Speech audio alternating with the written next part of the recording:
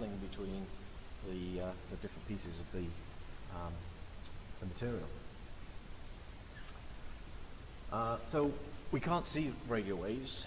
We can see light. You see the projector there. But this room is probably filled with radio waves right now. We just can't see them. Okay, just a refresher on the terminology. We've got,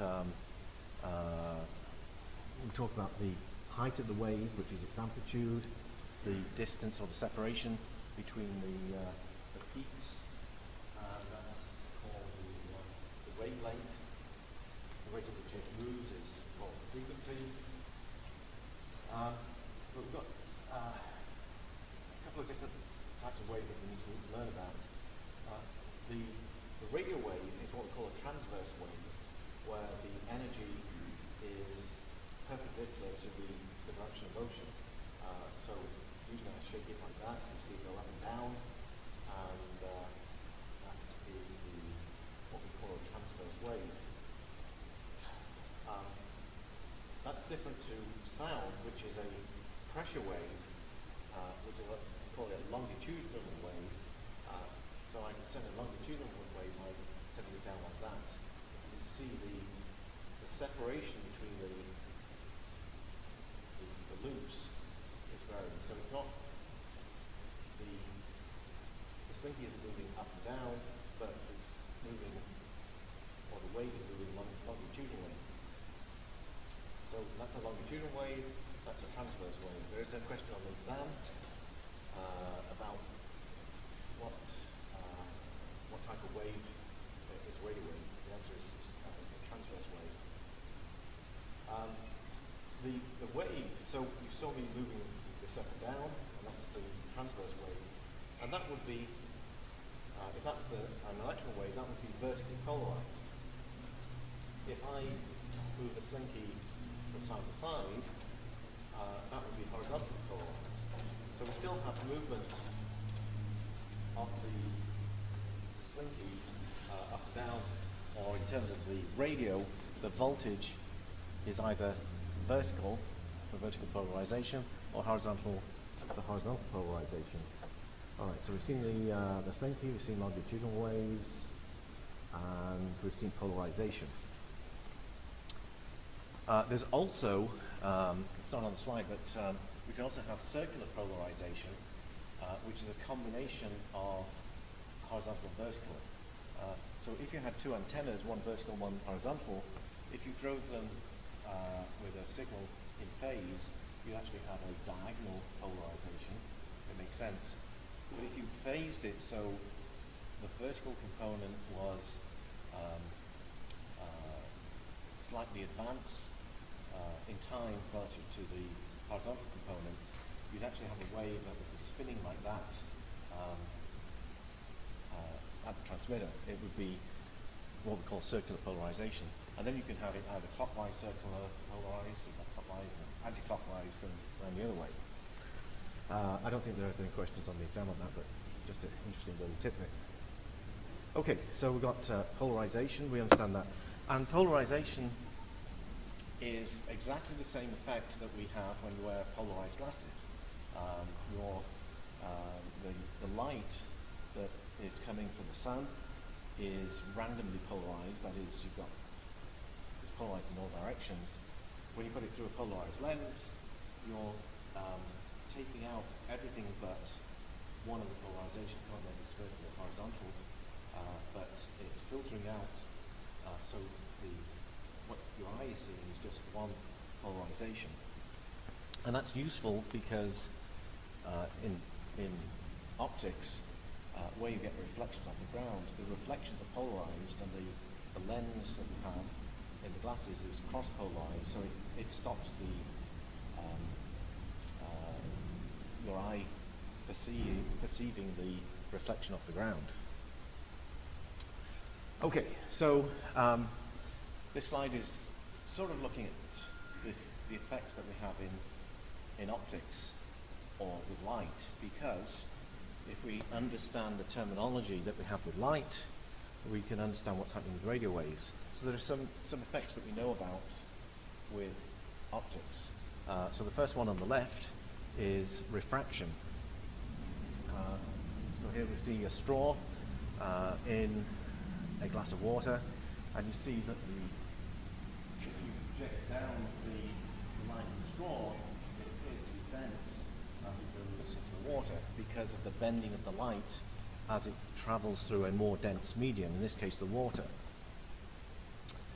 And the reason for that is we've got these wave fronts traveling through, I guess in that case, air, and when it hits the medium of water, it slows down, and effectively, so that distance between the waves is greater in the air than it is in the water. It's less, and the effect is to cause the bending of the light as it enters the medium. That's what we call refraction. Radio does exactly the same. We talked about, what's the word I'm looking for? The factor, the slowing down, what button? Velocity factor, that's what I'm looking for. We talked about velocity factor. The velocity of a wave going through a piece of metal like copper is less than it is in free space.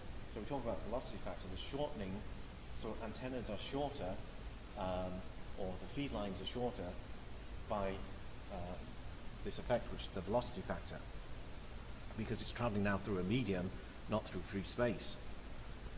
Okay, then we've got reflections.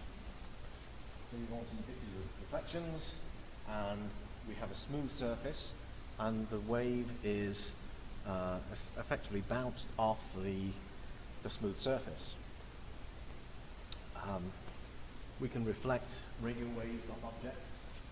So here we've got radar detecting an aircraft by sending out a radio wave, bounces off the aircraft, comes back to the antenna, and we measure the delay and work out where the aircraft is. So radio and optics work the same. When we get a reflection, we lose some of the signal. Not all of the signal is reflected back, but there is a small portion that's reflected back, and we call that attenuation, where the signal going back in the opposite direction is less than the one going out. There's another optical effect, which is diffraction. So if you ever did physics, probably at high school you might have done diffraction. And this is the effect where a wavefront going through a slit, in this case, actually bends around the edges of the slit. So we've got a fairly wide slit there, and you see this wavefront bending at the edges. With a narrow slit, you get more bending. So the effect of that is an object over here, which would be in the shadow of that material around the slit, is actually receiving wavefronts of the light by this bending effect that we call diffraction. And that happens in radio as well. Here we've got a transmitter, I've got a receiver over here, and we've got an object in the middle, which is a mounting. But the wavefront is diffracted by the top of that mounting, what we call the knife edge. So it bends around that, and we get signal back at the receiver. Why VHF works well where? Downtown. Yeah, well, there's another reason for that, but we'll get there. Yeah. No, actually, there was one place, I was in North Wales, where we were down in a valley, and realising the signal we were getting was actually a diffraction coming over the mountains. Really interesting. Okay, so those are some of the. So we're going to talk about what these effects are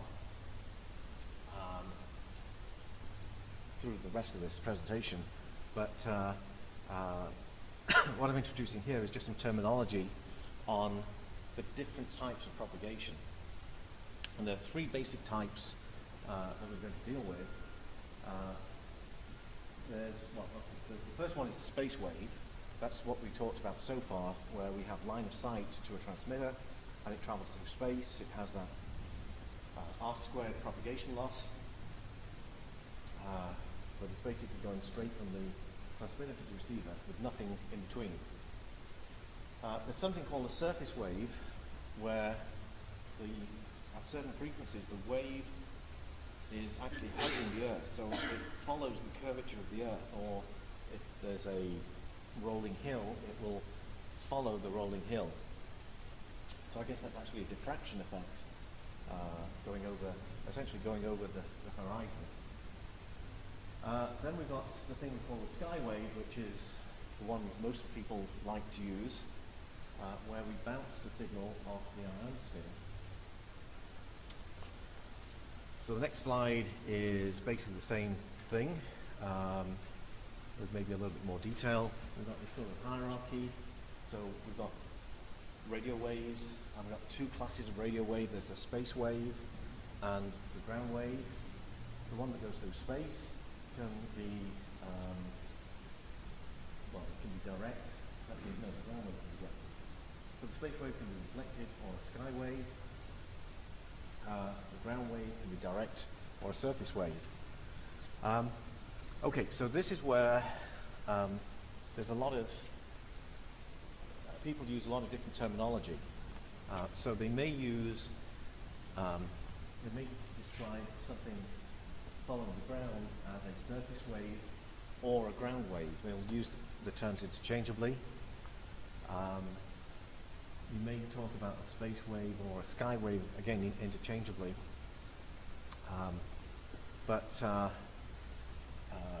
I guess this is what would be the correct terminology following this hierarchy. What have we got in particular? So we've got the sky wave, we've got the direct wave, we've got a ground wave or a surface wave, and we can have reflections off objects, which would be a reflected wave. You also see here that it's showing that these effects are at different frequencies. So the direct wave, or what I call line of sight, would be dominant at very high frequency and ultra high frequency, VHF and UHF. The sky wave is an effect that we see at high frequency, so that's between probably about 80 meters up to, actually goes beyond 10 meters down to maybe 6 meters on the frequencies. And then the ground wave is an effect that we see at very low frequency. So this would be, actually you probably see it at 160 meters, 80 meters, but very low frequencies. Okay, so terminology, we talked about this, direct wave, the definition here, space wave or line of sight, the ground wave, and the sky wave.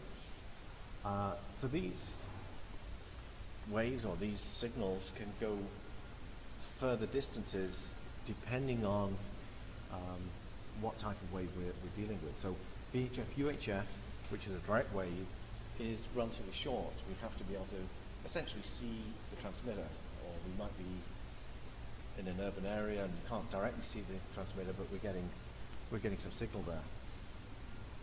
But we're talking about a few tens of kilometers. Ground waves can go further because they use this diffraction effect to go over the horizon. So we're looking at distances up to 200 kilometers. And then the sky wave, where we're bouncing it off the ionosphere and off the ground, we're looking at distances of about 4,000 kilometers for a single hop. And we can have multiple hops that can go up and down, up and down, up and down. Remember, Dave was talking about what he called the long path, where he communicated to the island. So the short path, he couldn't establish communication. And so he went the long path, which is pointing the antenna the opposite way and going